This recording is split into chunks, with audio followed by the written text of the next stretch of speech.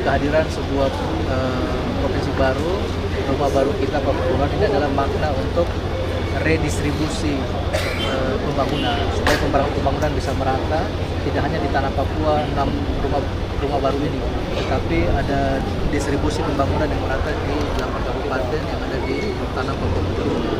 Kami yakin bahwa para bupati telah memiliki rekam jejak, telah melakukan pelayanan, dan kami yakin banyak cerita-cerita yang berhasil dari setiap bupati memiliki terobosan, inovasi kebijakan yang nanti kita akan bahas.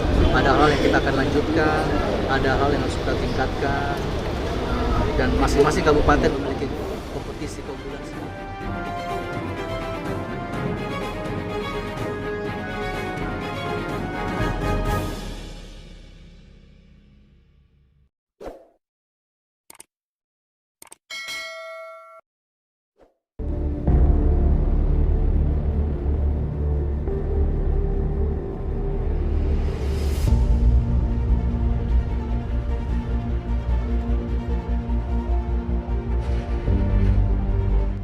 Masyarakat pada penduduk Provinsi Papua Pegunungan yang menyambut kami penuh dengan sukacita.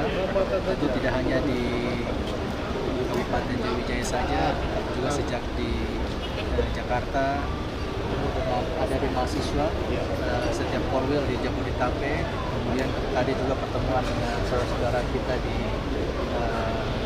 Jayapura dan hari ini. Dan kami yakin bahwa rasa sukacita ini tidak hanya yang ada di tengah-tengah kita, tapi kami yakin bahwa rasa sukacita ini juga di kabupaten-kabupaten lain di tanah Papua. Itu adalah satu ucapan terima kasih, apresiasi, dan itu menjadi sebuah landasan bagi kami juga secara pribadi dan secara kedinasan, lebih memberikan sebuah rasa optimisme, sebuah semangat untuk terus membangun rumah besar, koni besar Provinsi Papua Pegunungan ini.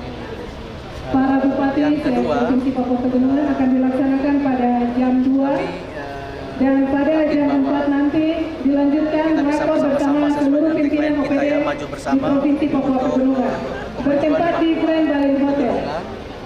Sekali lagi disampaikan, sebagai sebuah provinsi yang rakor baru, penjabat Gubernur Papua Pegunungan sama bersama seperti seorang para bayi, bupati Provinsi Papua Pegunungan baru lahir, akan dilaksanakan pada pukul 2 di Grand Balen Hotel. sebuah provinsi, Dilanjutkan sebuah pada daerah pukul otonom baru, 4 akan dilanjutkan rakor tentu penjabat ada Gubernur proses Papua Pegunungan bersama seluruh pimpinan OPD sebuah Provinsi Papua bayi Pegunungan. ditumbuh, kemudian mempersiapkan semua hal, mempersiapkan dari sisi kelembagaan, dari struktur badan organisasi, sebuah organisasi, bagaimana membangun sumber daya manusia, menata sumber daya manusia yang ada di kelembagaan, baik di kelembagaan eksekutif, di OPD, di kelembagaan legislatif, di lembaga representasi kultural di MRP, maupun juga lembaga-lembaga yang lain, termasuk di DPRP, termasuk jalur pangkatan. Jadi memang menata kelembagaan pemerintahan ini kan adalah eksekutif dan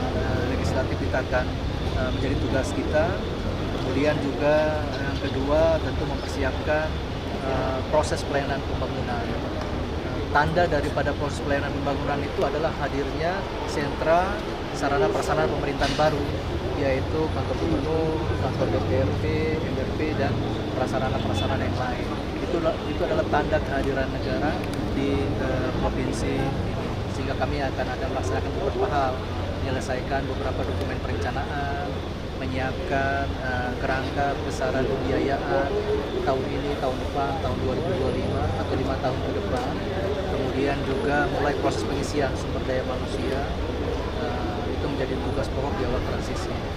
Ya, terakhir adalah tentu kehadiran sebuah provinsi baru, rumah baru kita Papua Pegunungan ini adalah makna untuk redistribusi pembangunan supaya pembangunan bisa merata, tidak hanya di tanah Papua 6 rumah baru ini, tetapi ada distribusi pembangunan yang merata di 8 kabupaten yang ada di tanah Papua Pegunungan. Kami yakin bahwa para bupati telah memiliki rekam jejak, telah melakukan pelayanan, dan kami yakin banyak cerita-cerita yang berhasil dari setiap bupati memiliki terobosan, inovasi kebijakan yang nanti kita akan bahas. Ada hal yang kita akan lanjutkan, ada hal yang harus kita tingkatkan, dan masing-masing kabupaten memiliki kompetisi keunggulan sendiri di tanah Papua Pegunungan ini. Bapak izin terkait dengan rakor para bupati sementara, apakah yang menjadi fokus salah satu terkait dengan MPAD, Pak? Ya, itu tentu salah satu, karena itu menjadi bagian di dalam persiapan kelembagaan pemerintahan. Pemerintahan yang hadir dengan DPRP, baik di provinsi maupun di kabupaten, maka itu tentu melalui proses pesta demokrasi ya, pemilihan rakyat. Dan ini kan adalah pesta kita bersama. Jadi tadi kami sampaikan kita harus juga saling tolong, saling kerjasama, saling kolaborasi, baik ada kontribusi dari APBN kepada KPU, kepada Bawaslu, begitu juga ada kontribusi APBD untuk KPU maupun Bawaslu, dan juga proses pilkada dan layanan lain. Dan terakhir kami yakin masyarakat Papua Pegunungan yang begitu tinggi peradabannya dalam sejarah panjang leluhur di Papua Pegunungan, kami terus akan melanjutkan memberikan penghormatan terhadap lembaga masyarakat adat, dalam hal ini LMA, dan juga tokoh-tokoh adat untuk kita membantu baik dari masyarakat adat dengan seluruh jaringannya, dan juga tentu berbagai simpul-simpul sosial yang lain, supaya kita semua baku tolong untuk membangun rumah baru.